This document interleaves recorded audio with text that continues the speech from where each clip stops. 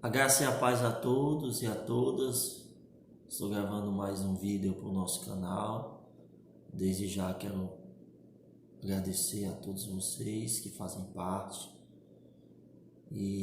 desse canal, que tem uma proposta de ajudar, de edificar, de fazer crescer, de crescer espiritualmente, contribuir para o crescimento espiritual, teológico de cada um de vocês, tá certo? Desde já peço que vocês possam compartilhar com seus amigos, pessoas, que também é uma forma de evangelização no nosso canal, tá? Tem essa proposta também evangelística. Então, desde já quero agradecer a vocês por estarem no nosso canal e possam divulgar e mais pessoas possam se inscrever, tá bom? Para também poder compartilhar.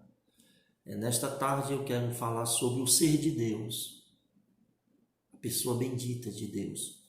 Eu quero tratar um assunto específico chamado santidade e justiça. Tá? Falar sobre a santidade e justiça de Deus. Quando se fala de justiça nas Escrituras, há uma relação direta com a questão da retidão. Justiça e retidão são palavras correlacionadas, tá certo? E não há justiça perversa em Deus. Deus não é um ser perverso, né, como alguns possam pensar. Ele não é injusto. E quando se fala de perversidade, nós atrelamos logo à injustiça, né? A pessoa está sofrendo algo porque foi injustiçada. No caso de Deus, não. Quando Deus manifesta a sua ira, na verdade, punindo os homens, é muito mais pela consequência dos seus pecados, dos pecados do homem. Tá? A gente chama de justiça retributiva. Mas em Deus não há injustiça. Ele é reto. Ele é reto. Ele é íntegro. A sua retidão faz com que a manifestação da justiça de Deus em tratar com o homem faz com que ele seja justo nas suas ações. Tá? Então, é muito interessante a gente perceber isso e entender essa questão da justiça e retidão, certo? Então, a justiça de Deus é uma expressão da sua santidade. Ele é santo, né? O superlativo hebraico do termo, né? Santo, santo, santo. Ele é santo. Então, o seu caráter santo faz com que a sua justiça se expresse. Então, quando Deus manifesta a sua ira, isso é uma expressão do seu caráter. É uma expressão do seu caráter santo. Partindo do pressuposto, do entendimento, que, sendo Deus santo, ele não aceita, ele não permite, ele não compactua com o pecado. Então, a justiça, a manifestação da justiça de Deus em tratar com o homem por conta dos pecados dele, dos homens, é uma expressão da sua santidade. E a justiça de Deus, ela age em conformidade com a lei. Deus é um ser moral. Há leis, há normas. Ninguém vive sem normas. Ninguém vive sem leis. Você já pensou se a gente tivesse leis? Todo mundo fazendo o que quisesse? Seria terrível, né? Nós não poderíamos viver no mundo sem lei. no mundo antinomista. Ora, se já com as leis, falando de leis humanas, né, que são muitas vezes falhas ou injustas, não a lei em si, mas a aplicação das mesmas, em se tratando do homem, se elas existem, e elas são, muitas delas são injustas em que sentido? Na aplicação, não a lei em si, do homem. O mundo já está como estava ali se não houvesse lei ou leis no mundo. Quer dizer, se não houvesse leis de trânsito. Se o homem já pagam tanta multa, né? Já pagamos tantas multas, de um modo geral, porque infringimos a lei. Vocês avaliam se não tivesse as multas, a lei em si, que a multa é uma consequência da quebra dessa lei, dessas leis. Então é imprescindível que o mundo seja regido por lei, por leis. E Deus é o parâmetro moral. Deus é o parâmetro. Ele é o referencial. E aí você me diz, quem é o referencial de Deus? Ele mesmo. O mundo será julgado a partir dele, que é o Criador, que é o Senhor das nossas vidas. Então é importante que a gente tenha essa compreensão. Então a justiça de Deus está em conformidade com a sua lei, com as suas normas, tá? Então Deus age com justiça baseado na sua lei. E a sua norma máxima de justiça é o seu ser, é o seu caráter santo. O seu caráter santo é a sua norma máxima de justiça. As suas ações são baseadas naquilo que Deus é. Então Deus nunca vai agir fora dele. Entendeu? Porque tudo parte dele e ele como modelo, como parâmetro. É por isso que Deus não pode ser corrompido. Porque ele não nega a si mesmo. Ele não pode negar. Se ele negar a si mesmo, no sentido de deixar de fazer, ou de se omitir, ou de ser injusto, ou se ele mudar, ele deixa de ser Deus. Isso afeta a sua essência.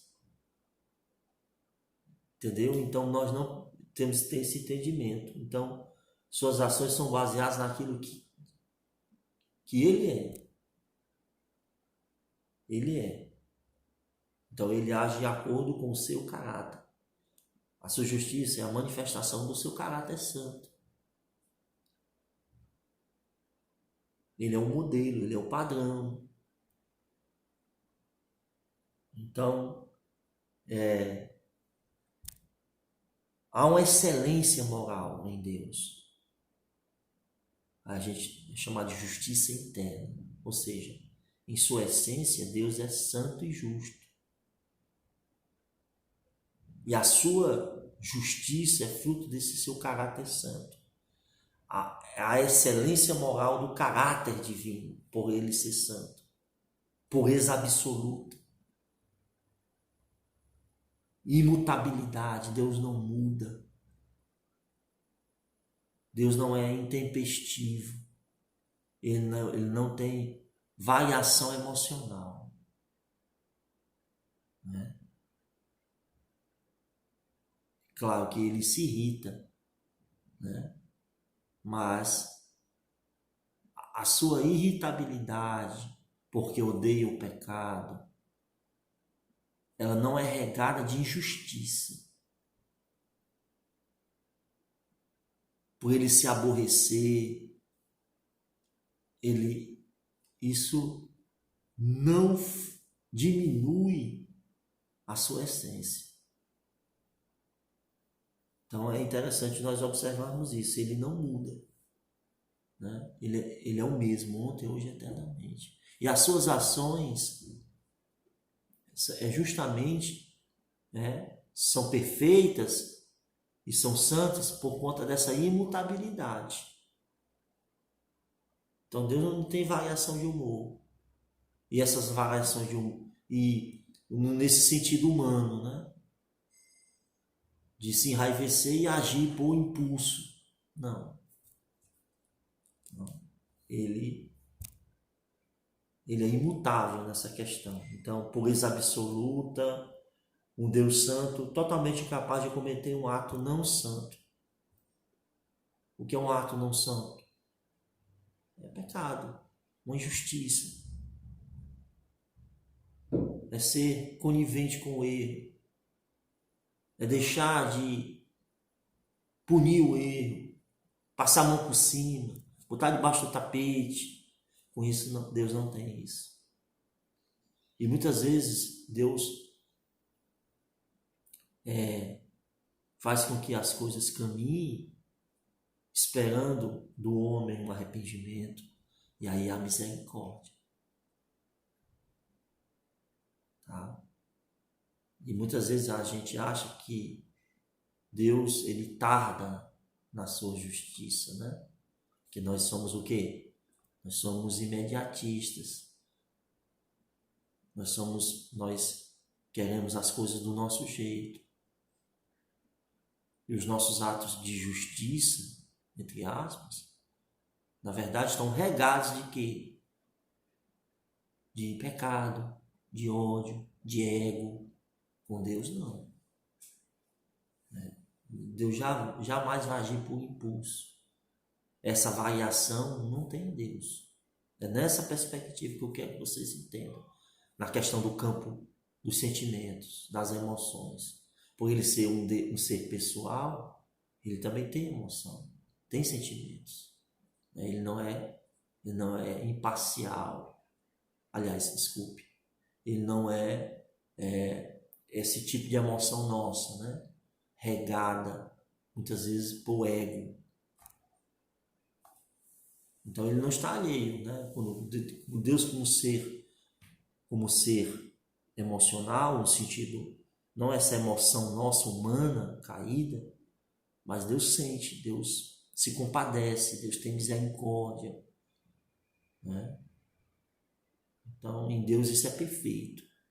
Em nós, as nossas emoções, elas são falíveis, elas são carregadas de egos, de falhas, de cargas de pecados, cargas negativas. Então, é muito importante que a gente tenha essa percepção. Deus sendo santo, Deus é santo, totalmente capaz de cometer um ato não santo, porque ele é puro. Não há impurezas em Deus, não há pecados em Deus. Tá? Então, coerência e retidão. A palavra coerência vem... Ele é um ser íntegro, né? Ele age com autenticidade, com sensatez, certo? A palavra coerência é agir com racionalidade. E isso em Deus é pleno. Ele nas as suas ações, elas não são passíveis de dúvidas. E nele mesmo ele não age, será? Porque Deus não erra. Nas nossas ações ou na aplicação da nossa justiça, nós podemos cometer erros, falhas, até injustiças. Mas Deus, por ser coerente, ou seja, ser íntegro, ser autêntico, não ter nele variação de dúvida, ou nele mesmo, ou nós podemos até pensar que é, mas nele não tem. Ele não age de forma duvidosa, de forma irracional, de forma contraditória. Ele é coerente e reto. Né? Ok? Muitos atos humanos são passíveis de injustiça, ou seja, ausência de retidão, né? A retidão é justamente os seus atos. Mas os atos de Deus, eles são retos, são íntegros. Essa sua retidão, ela é justa, ela é perfeita, ela é santa. Essa integridade de Deus, essa retidão. Ele é sensato, faz parte do seu ser, da sua natureza, a retidão. Então, esse senso de justiça divina, não tem desvios, uma equidade nessa questão, uma lisura, caráter íntegro. Ele não se comporta fora da razão, né? Então Deus também é racional, tá? No dever a cumprir, e requer que a sua lei, a sua palavra seja obedecida. Então, coerência e retidão. E os homens serão julgados de acordo com a sua palavra e os seus atos, né? Se esses atos estão de acordo com a sua lei, com a sua palavra. Você se lembra, a gente falou de lei, questão do padrão, da conformidade, da ação dessa justiça. Ok? Então, Deus é reto e essa retidão é demonstrada no seu comportamento, nas suas ações e na sua justiça aplicada. Ok? Então, os seus julgamentos serão justos sempre, sempre. Não há sombra de variação na aplicação de sua justiça, ou de dúvida, ou de contraditório. Então, Deus é justo na aplicação da sua justiça, e isso nos alimenta a nossa esperança. Jesus, no Sermão da Montanha, ele disse o quê? Bem-aventurados vocês que têm fome e sede de justiça, porque vocês serão saciados, vocês serão fartos. Então, entender que Deus é justo e santo e fará justiça, e no livro do Apocalipse há um clamor, né, pelos que já se foram diante de Deus, até quando não vingarás o nosso sangue? Isso reverdece a nossa esperança, alimenta a nossa esperança por justiça. Embora que as justiças dos homens elas sejam tardias e são, falhas e são, ou omissas e são, porque favorece um em detrimento ao outro, com Deus não. Com Deus não é assim. Então, a sua aplicação da justiça divina é um fator de esperança para todos aqueles que confiam nele, para todos aqueles que esperam nele. Ele fará justiça, sim. E isso não é uma coisa apenas futura, é presente hoje. Podemos desfrutar da sua justiça, da sua misericórdia, da sua justiça ao nosso favor, diante, muitas vezes, de uma injustiça que as pessoas cometem conosco. É por isso que Deus, a sua palavra diz: a mim pertence a vingança. E é melhor entregar as nossas calúnias, né, que fazem contra nós, as injustiças cometidas contra nós, entregar ao Senhor, porque Ele é justo. Os nossos atos de justiça, eles são, repito, carregados de ódio, de rancor e de egos. E esses atos não promovem a justiça divina. Mas se esperamos nele, ele fará justiça sim. Ele é o juiz de toda a terra. Então, seu juízo, ele não é um juízo injusto. Ou seja, o seu juízo não é indiscriminado. Ele não julga o justo com o ímpio. E aí seria injustiça, mas ele não faz isso. Ele não pune todos por causa de um. nesse sentido, né?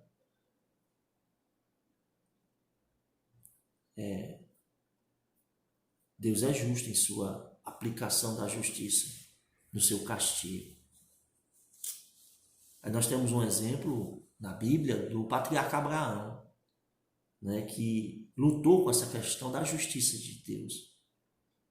Ele, capítulo 18 do livro de Gênesis, versículo de número 23, o patriarca Abraão perguntou a Deus, né, porque Deus ia julgar Sodoma e Gomorra, ia punir a cidade, as duas cidades, e Abraão interpelou Deus dizendo, perguntando a ele, vais destruir o justo com o ímpio? Né? Ou seja, vai agir indiscriminadamente, Senhor?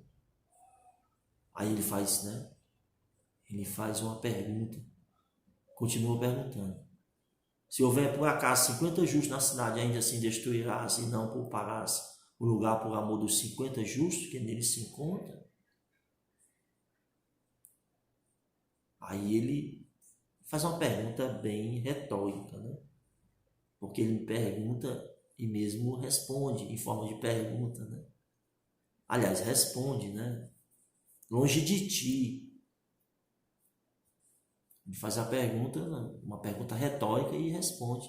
Longe de ti, aí o verso 25. Longe de ti fazeres tal coisa, matar o justo com o ímpio. Ele mesmo responde. E Abraão se sentia incomodado, né, com a aplicação da justiça de Deus em relação a Sodoma e Gomorra. Que Deus havia declarado que ia destruir as duas cidades, aniquilar todos, né? Mas Abraão sentiu-se incomodado e preocupado com a possibilidade que o inocente viesse também a ser punido e perecer junto com o ímpio, com o culpado, e a sua pergunta, né, no verso 23, faz com que, e o verso 24, né, faz com que ele temia que Deus executasse isso de forma indiscriminada, o justo com o ímpio, né? Como o professor castiga a sala inteira pelos erros de um só aluno, tá? Ok? Então, o verso 25 é uma pergunta mais retórica do que essa, né? Longe de ti fazer tal coisa, né? Que é uma pergunta retórica já dando a resposta. Ok? Então, Abraão presumiu que Deus jamais mataria o justo com o ímpio. Mas Abraão jamais, assim, num todo, né? Ele jamais poderia imaginar que isso poderia acontecer, né? Que isso não poderia acontecer. Mas era impossível de acontecer, porque Deus não faria isso, porque Ele não é injusto, né? Então, dentro da mentalidade de Abraão, nessa pergunta, embora ele tivesse uma experiência com Deus, ele não tinha noção de quão remota era a possibilidade disso acontecer. Ou seja, seria impossível de acontecer. Então, isso mexeria com a sua essência, a essência divina. Ok? Então, Deus revela, né? Está subentendido que Deus pouparia, porque depois ele vai também continuar argumentando com Deus, né? Pleiteando essa questão, mas Deus estava ensinando a Abraão que jamais faria isso, mataria o justo com o ímpio, e pouparia sim, por amor dessa pessoa. Então, essa série de perguntas e respostas que se estende, né, no capítulo 18, a partir do verso 22, a partir do verso 16, que começa a declaração de Deus com relação ao juízo, essa série de perguntas e respostas demonstra, né, para nos demonstrar que Deus não é injusto, certo? A justiça de Deus, ela não é injusta. Ou seja, Deus puniria Sodoma e Gomorra, justamente. O castigo aplicado era justo, né? A punição era justa para aquela cidade. Amém? Então, precisamos entender, tá certo? A justiça de Deus a partir da sua santidade. As ações punitivas de Deus a partir de quem Ele é. A essência santa, santa, santa do Senhor. Só assim a gente vai ter um entendimento do que é justiça, do que é retidão, do que é coerência, do que é integridade. A partir desse caráter santo, essa plenitude da santidade, né? Em Deus, essa essência faz parte do seu ser. E a partir daí, tudo se desvela, tudo se revela. Tá? Ok? É interessante essa questão. Que Deus punir. Ok? De Deus agir justamente. A sua justiça é santa. Amém? Deus abençoe a todos. Até a próxima, até o próximo vídeo. Eu quero agradecer a todos vocês e a Deus e a vocês. Amém.